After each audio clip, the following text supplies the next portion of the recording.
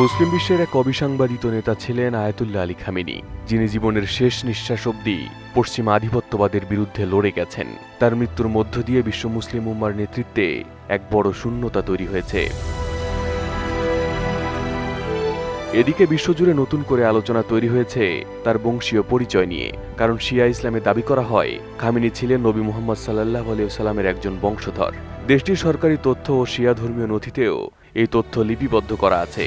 এ কারণেই তার নামের শুরুতে ব্যবহার করা হতো সাইদ উপাধি। ইসলামে সাইদ শব্দটি বিশেষ মর্যাদার প্রতীক। সাধারণভাবে যারা মহানবী সাল্লাল্লাহু আলাইহি ওয়াসাল্লামের কন্যা হযরত ফাতিমা রাদিয়াল্লাহু আনহা এবং হযরত আলী রাদিয়াল্লাহু আনহু এর বংশধর হিসেবে পরিচিত, তাদের সাইদ বলা হয়। মহানবী সাল্লাল্লাহু আলাইহি ওয়াসাল্লামের বংশধারা তার দুই নাতি ইমাম হাসান রহমাতুল্লাহ আলাই ও ইমাম হুসেইন রহমাতুল্লাহ আলাইয়ের মাধ্যমে বিস্তার লাভ করে। আলী খামেনির পরিবার নিজেদের ইমাম হুসাইনের বংশধর বলে পরিচয় দেয়। এজন্য তার পূর্ণ নাম ছিল সাইদ আলী হুসাইনি খামেনি। এখানে হুসেইনি শব্দটি ইমাম হুসাইনের বংশধর হওয়ার দাবিকে নির্দেশ করে। কোয়ালিটি সম্পন্ন আন্তর্জাতিক মানের steel bar CSRM, committed for better steel. Shia মুসলিমদের কাছে আহলে বাইত বা মহানবী সাল্লাল্লাহু আলাইহি ওয়াসাল্লামের পরিবার অত্যন্ত সম্মানিত, তাই নবীর বংশধরদেরও বিশেষ মর্যাদা দেওয়া হয়।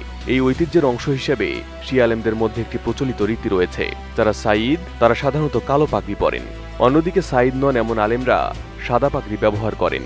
আয়াতুল্লাহ আলী খামেনিকে প্রায় সব সময় কালো পাগড়ি পরা অবস্থায় দেখা যেত। এটি তার বংশ পরিচয়ের প্রতীক হিসেবে বিবেচিত হতো।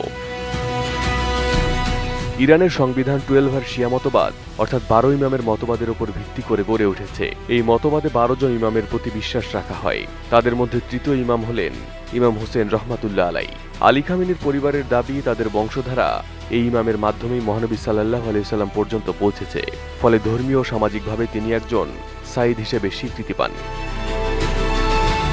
তবে এই বিষয়টিও মনে রাখা জরুরি যে আলী খামেনির এই বংশ পরিচয় মূলত পারিবারিক বংশীয় ধারা, ঐতিহাসিক নথি এবং শিয়া ধর্মীয় ঐতিহ্যের উপর ভিত্তি করে প্রতিষ্ঠিত।